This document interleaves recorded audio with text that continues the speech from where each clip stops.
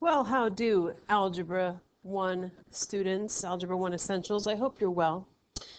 Here we go with another week of algebra stuff, and it's time to graph a couple of lines. Now, we've been talking about lines and graphing them for a while, but there really are only two tools in your toolbox for graphing lines.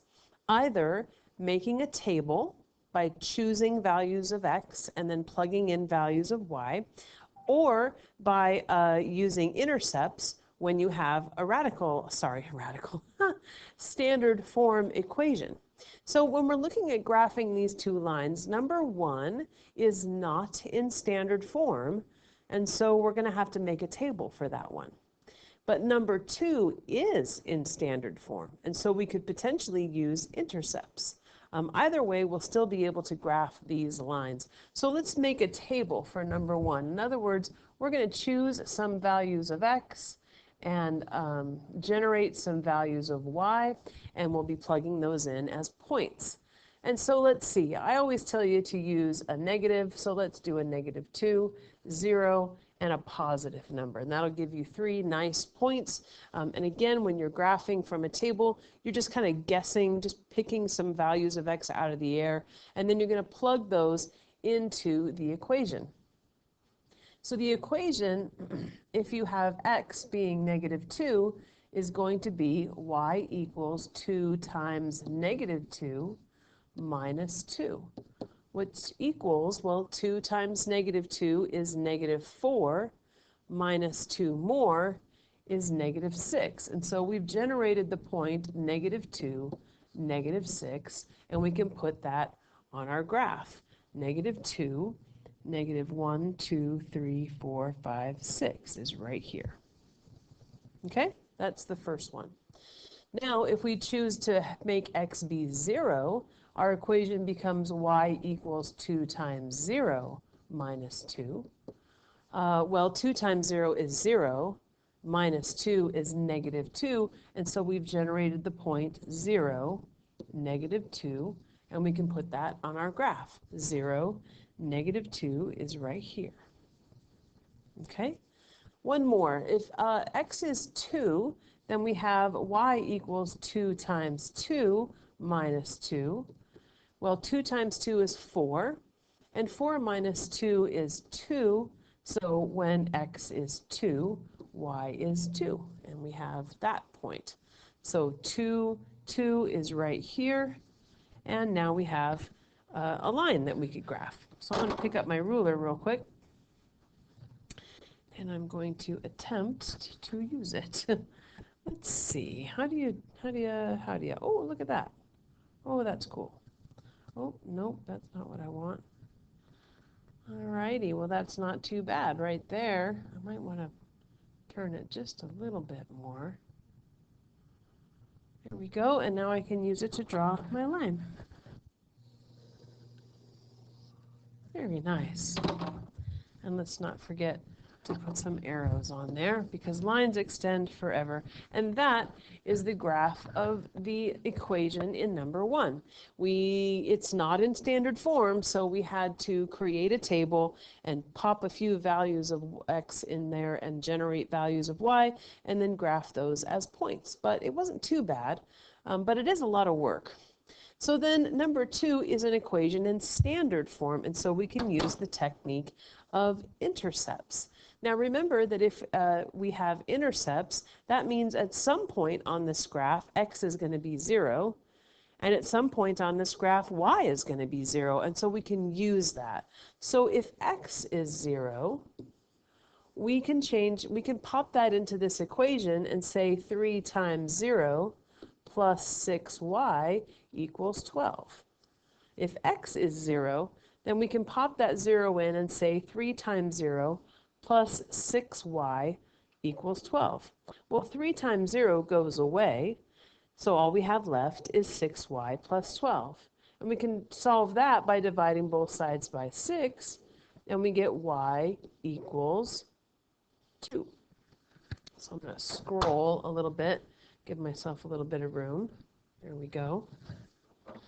So that means that when x is 0, y is 2, and we can make the point 0, 2. And that's going to be on our graph, 0, 2, right here. All right, and now let's pretend that y is 0, because we know somewhere on this graph it's going to be, so we're going to pretend y is 0 this time, and we'll have 3x plus 6 times 0, because y is 0, equals 12. Now this thing goes away, and we have 3x equals 12. Well, to solve that, we divide both sides by 3, and we get x equals 4. So when y is 0, x is 4, and we get the point 4, 0, remembering that the x value always goes first. And so, oh my gosh, I graphed the first point wrong. That doesn't go there. 0, 2 is up here. My bad.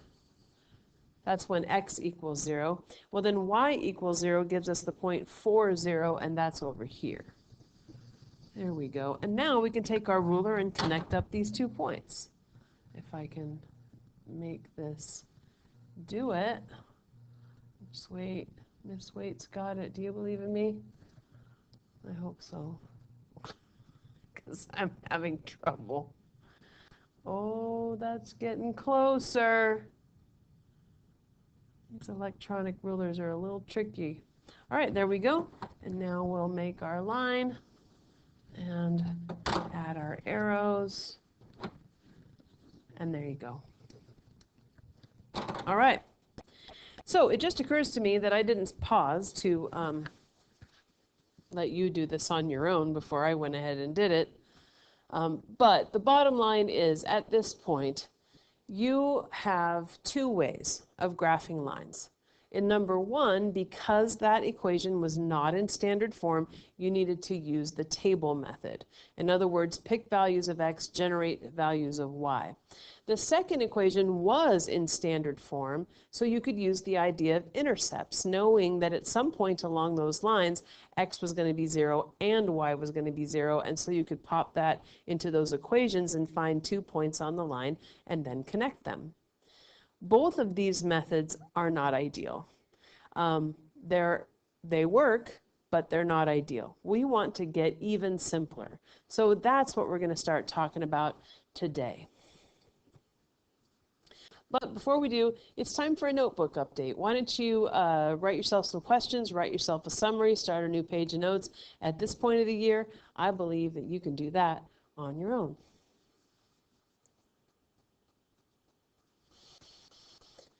So, our essential question today, what is a slope and how do you find it? The topic is finding slopes of lines from graphs. We're going to be diving into an idea called slope because it's going to help us make graphing of lines a lot easier than what we just had to do in the warm-up. So far we have graphed equations in 2 ways. Like we just did in the warm-up, we made a table and we plotted points. Now, every way that you decide to graph a line, there's an upside and there's a downside. The upside of making a table and plotting points is that it works every time. You're going to be able to get a line out of it. The downside is that it's a lot of work. You have to keep putting numbers for x and generating numbers for y. And if you have a simple equation, it doesn't, not too bad. But what if you have something really complex that's going to be really tricky? The second method that you have is called finding intercepts. And the upside is that it's pretty fast, simple calculations because one whole term like cancels out as soon as you put a 0 in there. But the downside is that really only works sometimes. If your equation's not in standard form, what are you going to do then? And even sometimes in standard form, it doesn't work. So our next step is to learn how to graph equations in slope-intercept form. And the reason why is because we want to try to find a simpler method than making a table or finding intercepts. We know how to do those things now, and that's all very nice, but let's try to find something a little simpler. So you'll notice that slope-intercept form has 2 words, slope and intercept. We already know what an intercept is. That's where either x is 0 or y is 0, so we've already taken care of that part. So let's talk about slope now. This is going to take a couple of lessons because I want to show you how to find slope a variety of ways before we start putting it together to graph the lines. So let's take our first step. First of all, we've talked about slope before, but I want you to recall that a slope is essentially how steep a line is. The steepness of a line. In other words, how much is it pitched? If you're thinking about it in terms of a mountain, does it really go down fast, or is it kind of this nice little bunny slope? You know, just something nice and kind. We have talked about slope before in terms of when a line rises from left to right, it's called a positive slope. When it falls from left to right, it's a negative slope. When the line is horizontal, it doesn't have a slope. It's a slope of 0. And if the line is vertical, then we say that the slope is undefined. And we're not going to dig into a bunch of that. We're going to be concentrating pretty much on the positive slopes and the negative slopes for now. But I wanted you to see that because we've seen this picture before, and I wanted you to remember that we've talked about this stuff just a little bit. Now here's a way to remember what a slope is, and we're going to see this coming up a bunch of times. If we can think about it as the rise over the run. And this is going to come in handy as we go.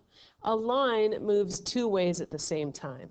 It goes up and it goes over. It goes up and it goes over. Or maybe it goes down and then goes over. It goes down and goes over. That's what a line does. It sort of shortcuts all that movement. We call this a rise over a run. And you're going to see why thinking of slope in that way is handy in just a minute. So there are several ways to find the slope of the line. Like I said before, we're going to take this one at a time. This is why this is going to take several lessons, because I just wanted to do one slope idea at a time so it's not confusing. Today, we're going to learn how to find a slope from a graph. In other words, being able to see the line itself. So the question is, describe the slope of the line, then find the slope of the line. So to describe the slope of the line, we have to look and see what it's doing. Going from left to right, notice that this line is going up. It rises from left to right. And when a line rises from left to right, we say that it has a positive slope. And so that is the description. This one is positive. Now we're going to find the slope of the line. Remember that slope equals rise over run. So we're going to get some numbers, and we're going to pop that in for rise and run. Now the first thing to do is to find some nice good points on the line that you can count from. So here's a good one. You see how the line crosses the graph at these little hash marks right here? It's not kind of in between things like that one is. That's why we're choosing it, because it's a nice solid point. And let's find another one that's like that too. Let's just travel along the line, and it looks like, oh, we've got another good one right here. These are the 2 points that we're going to use to determine the slope of this line. And it really is just a matter of counting the rise and the run, keeping track of which direction you go. That's all there is to it. So I'm going to start at this dot down here at the bottom, and I'm going to kind of draw a dashed line to underneath that other one, and then another dashed line to connect them up so I have kind of a right triangle. And those are the boxes that I'm going to count. I'm going to count to the right, 1, 2, 3, 4, 5, to this place right here. Since I went to the right, which is positive 5 places, I'm going to record that as a 5. And now from this point, I'm going up. 1, 2, 3, 4, 5, 6, 7. I went up, which is the positive direction, 7. Okay? So my run, or left to right, is 5, and my rise, or up and down, is 7, And so I can pop those in. Well, the rise is 7, the run is 5, and this is the slope of the line, 7/5. So to describe the slope of the line, you're just noticing if it rises from left to right or falls from left to right. In this case, it rises from left to right, so we say it's positive. And then in order to determine the slope, we just count boxes. We count from this point down here, 5 boxes to get underneath this point here, and then we count up to that box. We counted in the positive direction 5 and the positive direction 7. And since a slope can be thought of as a rise over run, we put the rise 7 over the run 5, and we have the slope of the line. All right, let's do some more. So we're going to describe the slope of the line, and then we're going to find the slope itself. So to describe the slope of the line, we have to notice which way it's going from left to right. And from left to right, it is falling. And so to describe it, we would have to say that this line has a negative slope. Okay? So did you notice on this problem that we said that it had a positive slope and the number for the slope was a positive number, 7/5, 7/5? There's no negative in there. That's because that's always going to happen with a positive slope. A positive slope will always have a positive number for its slope. Negative slopes will always have a negative number for its slope. So when we find the slope of the line, let's remember that a slope equals the rise, which is how far it's going up and down, over the run, which is how far it's going left to right. Now, if we're going to start at this point right here and make it to this point over here, looks like we're going to have to go down and then over to the right. And then we just need to count. So starting at this point, I'm going down 1, 2, and since down is the negative direction, I get a -2 there. And then moving over to the other point, the point called 1, 1, I'm moving to the right, which is positive, 1, 2, 3, 4, 5. So I've got a 5 here, a -2, and a 5. So I'm going to put the rise over the run. Well, the rise up and down is -2, and the run is 5, and that's the slope. Notice how it's a negative number because the line has a negative slope. That's why we call it that. It's always going to have that. Any line that falls from left to right will have a negative slope. Any line that rises from left to right will have a positive slope. Now, a quick word, what if we did this way? What if we counted it like that? Which is totally a legitimate question. Well, let's count it. Going from this point, we go 1, 2, 3, 4, 5 in the positive direction to get here. And then we have to go down 1, 2 in the negative direction to get there. The rise is still -2. The run is still 5, and so it doesn't matter which way you go. You're going to get the same answer. All right, let's do another one. Here's my phone. Describe the slope of the line. Well, it's rising from left to right, and so this is going to be a positive. Now, let's find the slope of the line, and it won't matter which way we go. Let's see, we're going to start at this point here, and we're going to travel to that point there, and we need to know the rise, and we need to know the run. So we're going to figure out the run by figuring out how far it is from there to there, and then we'll figure out the rise by figuring out how far it is from there to there, and now all we have to do is count. Starting at that -3, -1 point, I'm counting 1, 2, 3, 4, 5, 6 units to the right, so +6. And then from there up, which is also positive, 1, 2, 3, 4, And I know that I have a rise. Let's see, slope equals rise over run. And so I'm going to put the rise of 4 here and the run of 6 there. Now, you notice that we're getting a lot of fractions, right? And that's okay. A lot of slopes are fractions. If you want to, you can reduce this fraction because 2 goes into 4 twice and 2 goes into 6 3 times, and this is all the same as far as I'm concerned. If you get here to this 4 over 6, I'm so happy.